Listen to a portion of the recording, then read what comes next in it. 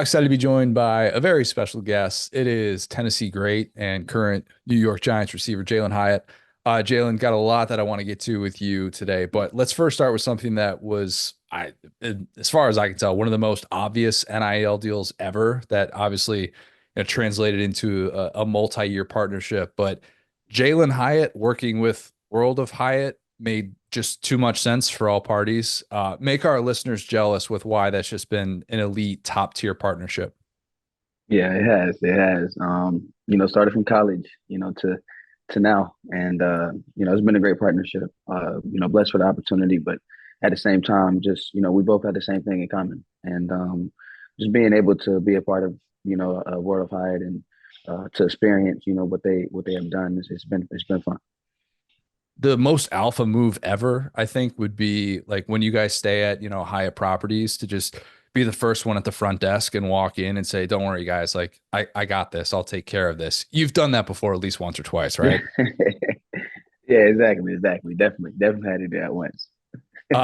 Joe, and I know it hasn't been the year that you would kind of hope for, but you talked about that, and I read a story in the New York Post about not feeling like you were ready earlier in the season when Darius Slayton went down. Can you sort of explain what you meant by that? Because I think we have as fans just this understanding that every professional athlete is just always in the best possible headspace and that everything should just be perfect the moment they step on the field. But what exactly was that experience like, and what exactly did you mean by that comment? Yeah, just wasn't prepared. I had my fair amount of targets that game. Didn't really come down with, the amount that I wanted to. And just in the NFL, you got to take advantage of, every opportunity that you get, and you got to help the team in some way. So I just felt like I didn't do that, at that moment. And so far since that, just been, working on preparing for that. And so far I've been doing good.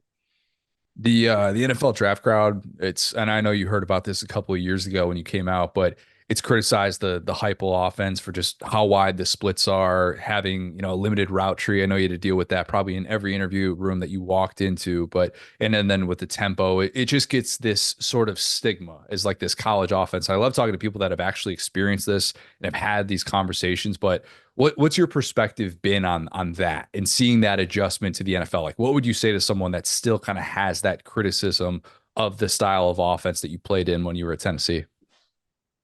Yeah, one thing about Coach Heupel's his offense is, even though everybody's spread out, it does make more of a one-on-one matchup. And at that point, you gotta win against man. You gotta win against man coverage. And if you're good at doing that, then Tennessee offense is a great offense for you.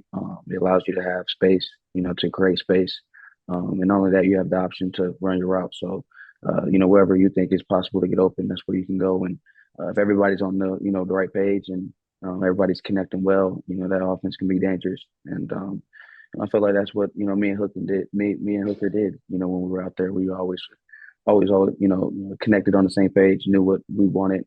Time we stepped on the field, so we kind of made it easy. But end of the day, that's just what it is.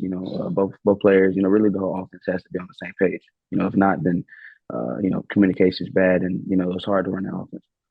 You talk about being on the same page. You guys went through a quarterback change. Obviously, it seems like a foregone conclusion that the Giants will be drafting a quarterback.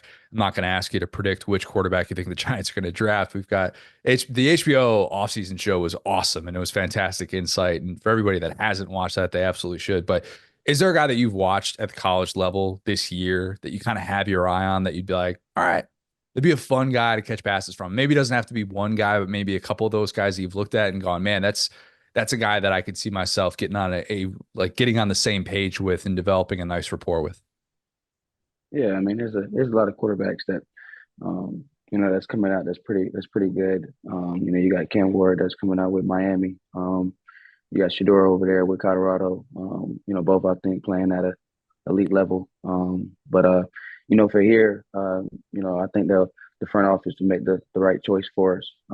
Because we do have a good receiver room that can get open and that is explosive. So we're ready for that. Whoever it's going to be, and whoever we draft, we'll make sure that he'll be ready, and make sure we're connected. Let's talk some balls. Tennessee in the playoff at 10-2. Be honest though, seeing this team go 10-2 and make the playoff in the 12-team field, while your 10-2 team was on the outside looking in of a 4-team field, different eras of the sport. But is it as great as it is as an alum to be able to like watch your team in the playoff and all that stuff?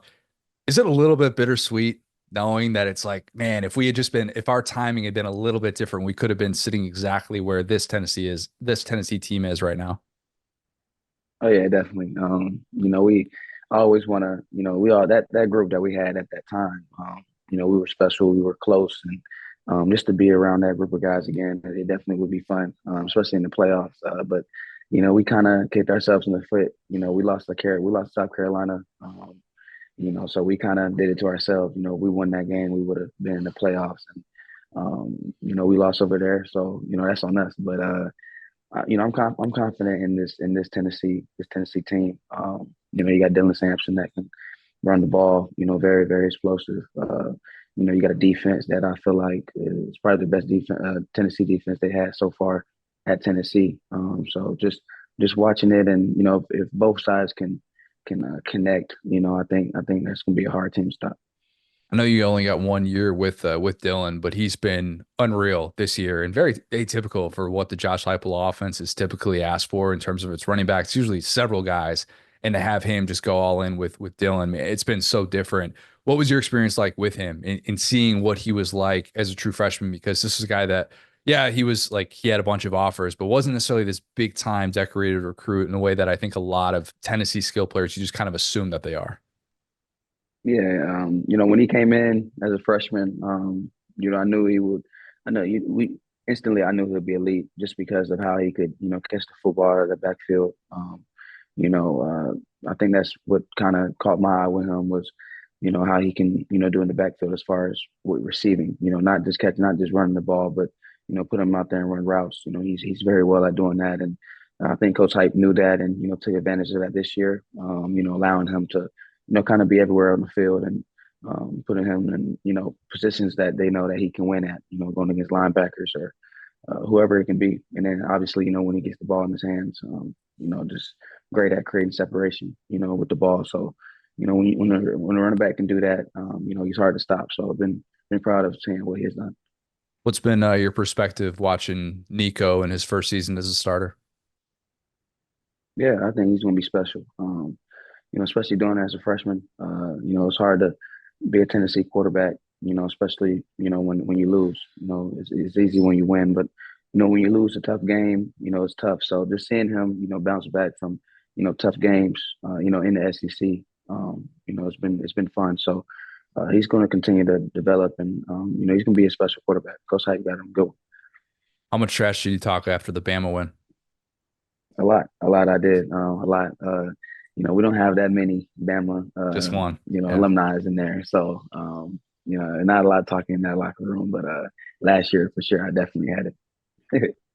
So last year, did you? I can't remember. Did you lose a bet last year, and did you make one? Because Evan Neal's the only Bama guy on your team, right? Yeah, it was Evan Neal. Last year we had Ashawn Robinson was there. He's with the Panthers now. And then we had McKinney, the Green Bay safety. He's there now. He's with Bama. He was with us last year. So we had a couple of guys in that room that were Bama last year, but this year just one. Okay, different, very different vibe.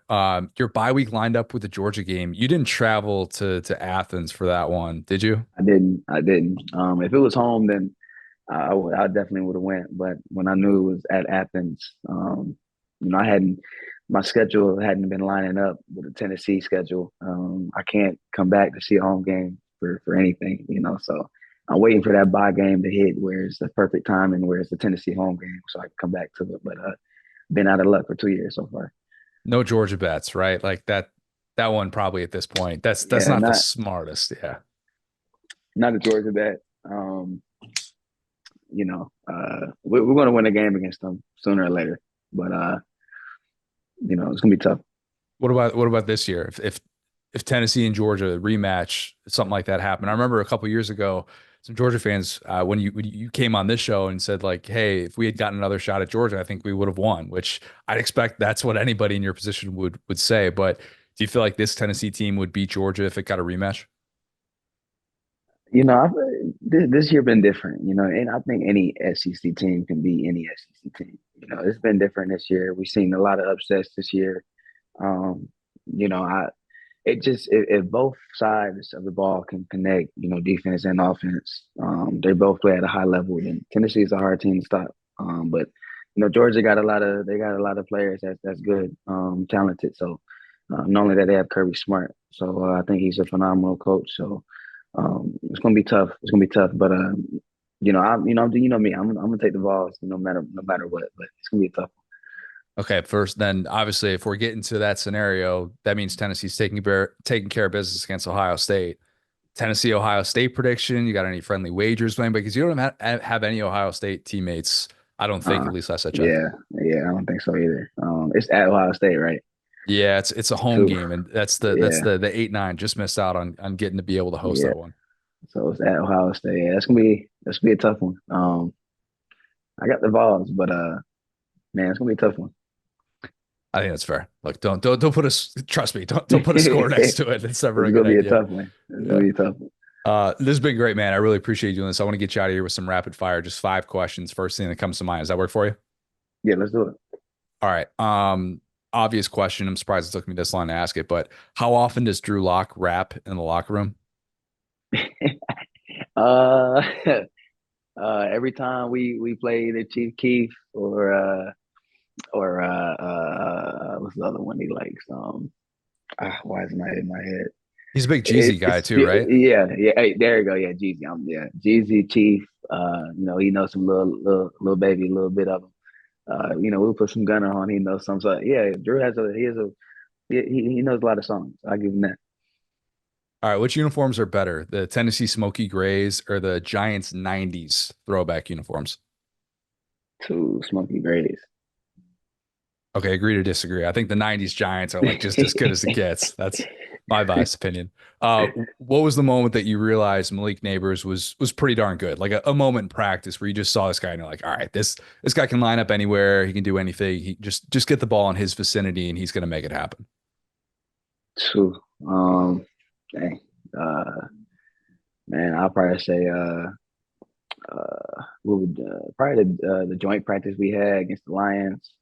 Man, it was just unstoppable. Nobody could guard him. That's when I knew he'll be special. When you travel and inevitably check into a Hyatt property, what's the one thing that you must have with you?